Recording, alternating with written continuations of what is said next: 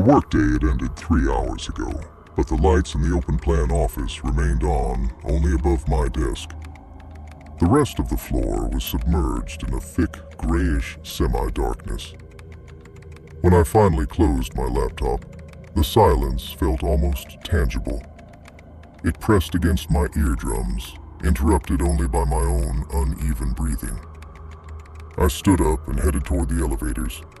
The carpet absorbed my steps, turning movement into a noiseless glide. Pressing the call button yielded no result. The display above the doors remained dark. I tried pressing it again, harder, but the elevator was dead.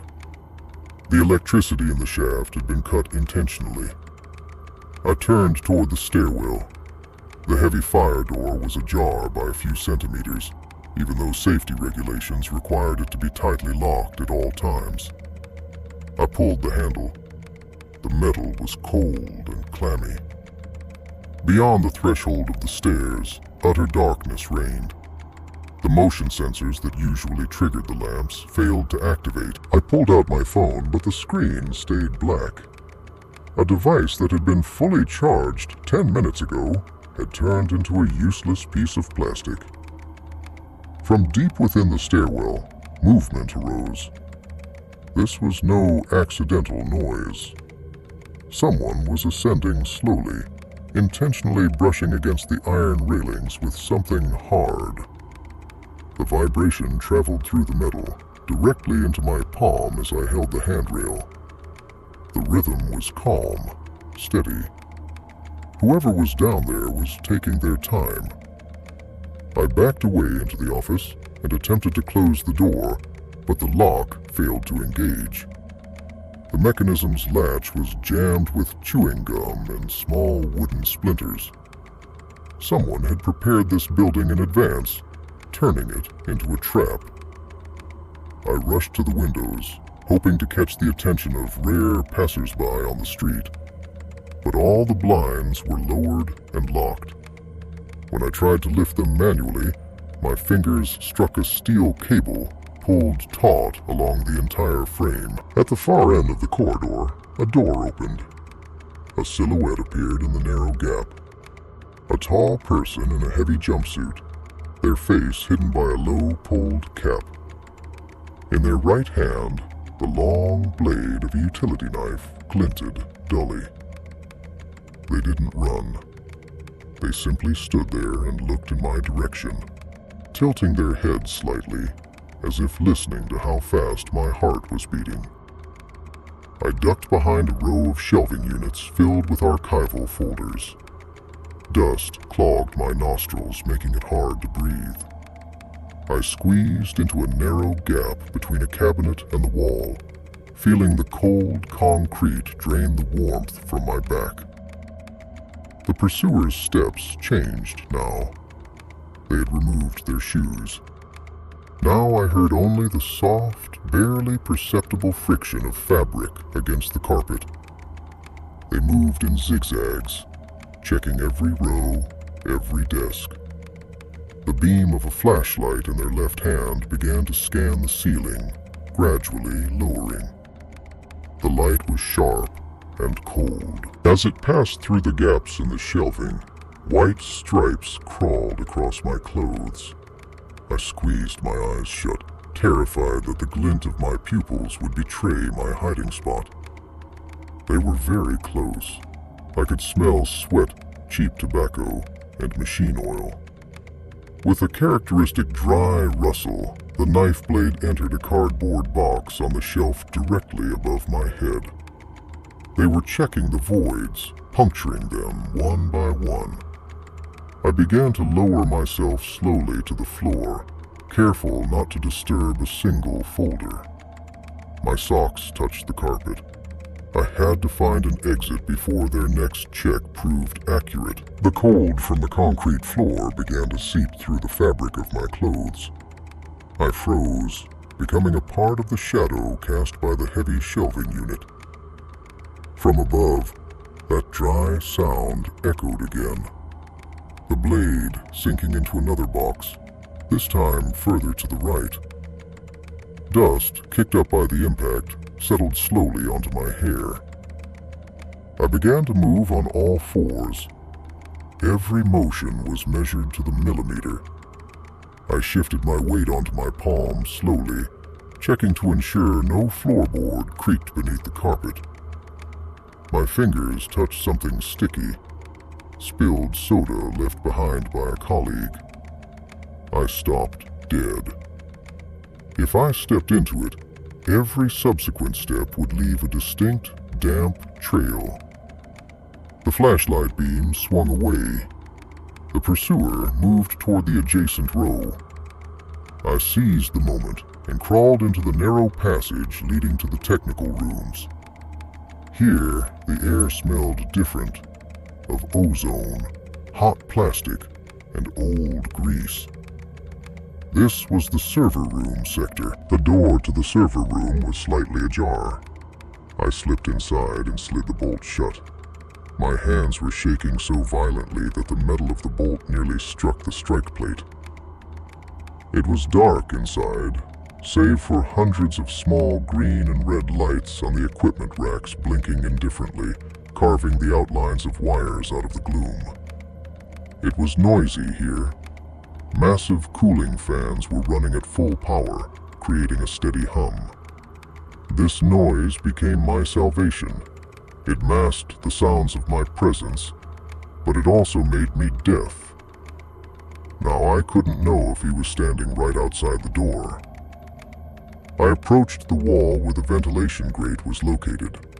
It was old, of Soviet-era construction, heavy and fastened with 4 massive bolts. I looked around feverishly. On the floor, near one of the racks, lay a toolkit forgotten by a system administrator. My fingers found a flathead screwdriver, metal scraped against metal. I tried to turn the bolts in time with the pulsing of the servers. The first one gave way, falling into my palm. The second was stubborn, scraping the skin off my fingers. By the time the third fastening point was free, the grate sagged perceptibly. At that moment, something changed outside the door. The hum of the fans failed to drown out a sharp strike of metal against wood. He began to beat at the door. Not with a shoulder, not with a foot, but with that same heavy tool I had heard on the stairs. The door leaf, made of pressed wood chips, began to splinter. The tip of a steel crowbar forced its way through the resulting gap. I ripped the grate toward me, abandoning caution. The last bolt tore out by the roots, scratching my face. I shoved my laptop bag into the dark maw of the shaft and pulled myself up on my elbows. The metal duct was narrow, dusty, and incredibly cold. A crash echoed behind me. The server room door had finally given in. I dragged my legs into the vent and began to back away, feeling the sharp edges of self-tapping screws snag on my jacket. A flashlight beam flared in the room. The beam struck the empty frame of the vent. I froze, afraid to move. A few meters from me, beyond the edge of the shaft, silence fell. The pursuer did not climb in after me. Instead, I heard the strike of a match. Then, acrid smoke began to drift through the shaft. He wasn't going to run after me. He had decided to smoke me out, like an animal from its burrow. Acrid smoke instantly filled the narrow space of the duct. My lungs burned with cold and soot, and my eyes stung as if filled with crushed glass.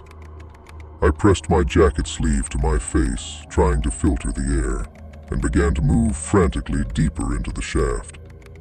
The metal beneath me vibrated with every movement, emitting a low hum that echoed throughout the building. A turn blocked the path. The shaft plunged vertically downward toward the first-floor kitchen block. I peered into the blackness of the drop. The depth seemed infinite, and a smell of raw basement and old lime wafted from the dark. There was no choice. I gripped the ridges of the connecting seams and began to climb down, feeling my fingers grow numb from the strain, and my nails scrape against the galvanized steel. Somewhere above, a sound rang out. A heavy object fell into the ventilation shaft. It wasn't a person. It was a burning rag wrapped around a heavy weight. It tumbled down, scattering sparks and filling the vertical space with a thick, orange glow. The fire was falling directly toward me.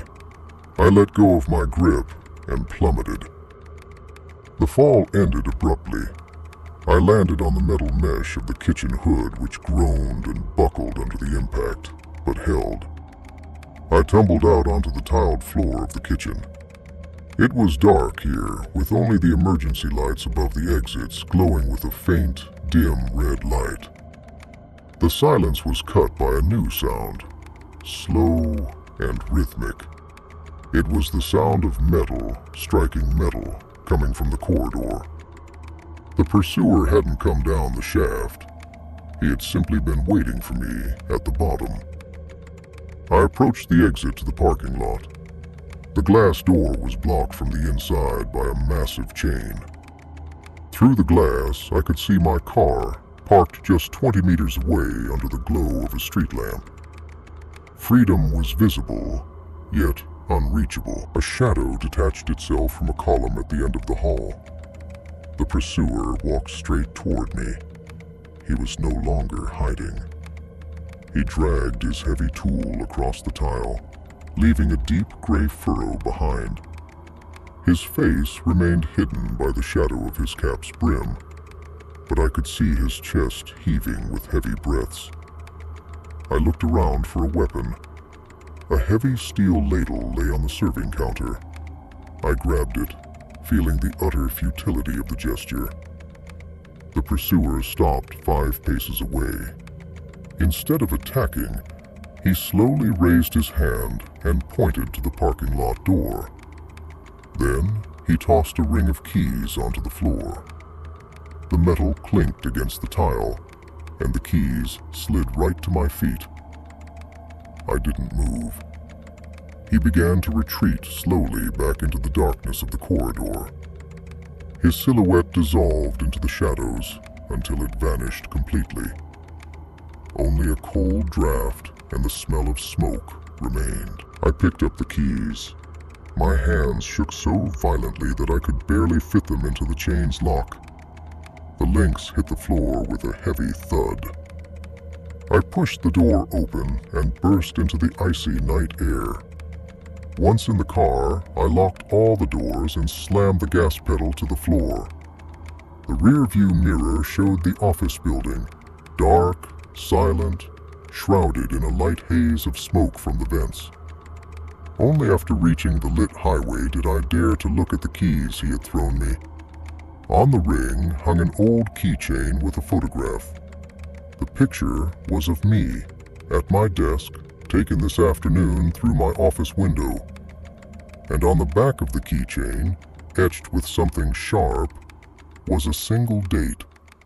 Tomorrow's date.